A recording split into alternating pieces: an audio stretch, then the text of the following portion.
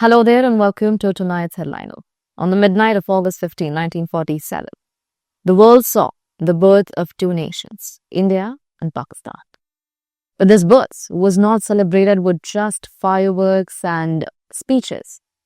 It was accompanied by one of the largest human tragedies in history. Now imagine a line being drawn on a map cutting right through your town.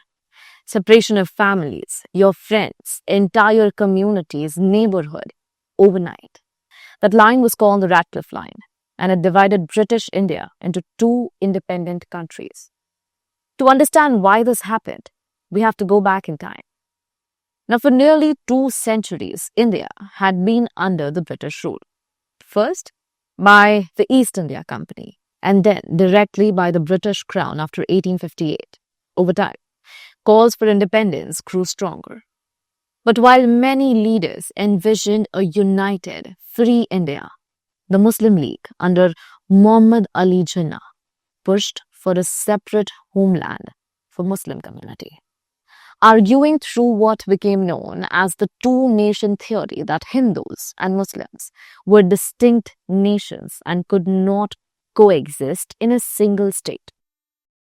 Now, in 1940, the Lahore Resolution formally demanded independent Muslim majority states. So by the mid-1940s, tensions were rising. The British, weakened after World War II and facing pressure to leave, announced that they would transfer power no later than June 1948.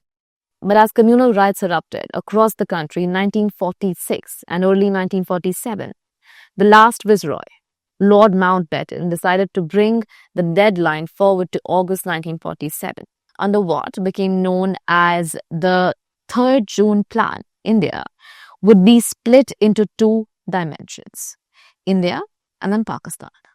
The exact borders were to be drawn by the British lawyer Sir Radcliffe, a man who had never been to India before. And he had just been in India for 5 weeks to divide districts, villages, cities, even households based on maps, census data, and often incomplete knowledge because back then they didn't even have that sort of technology.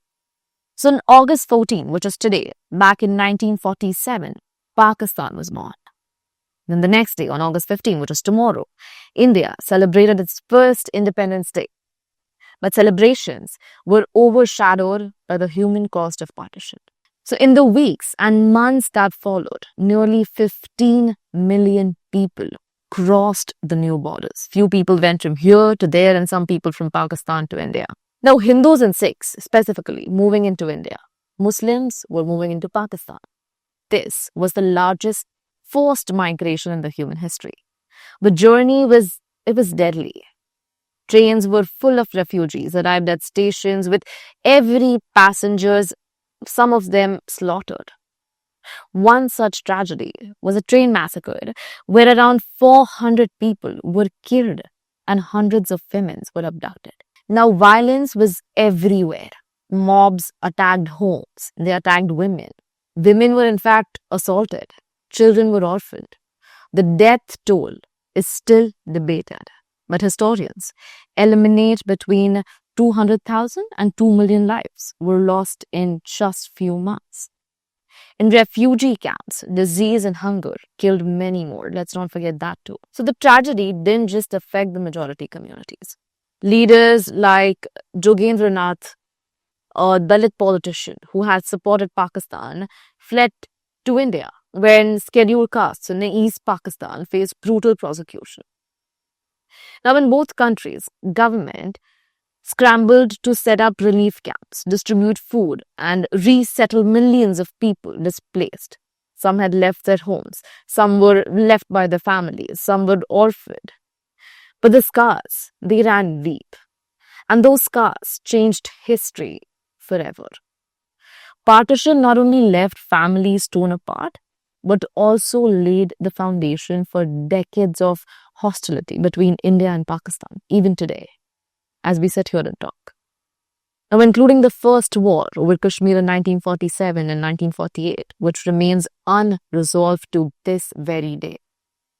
It also shaped the politics identity and memory of both the nations. Today, as survivors of 1947 grow fewer, their stories become even more precious.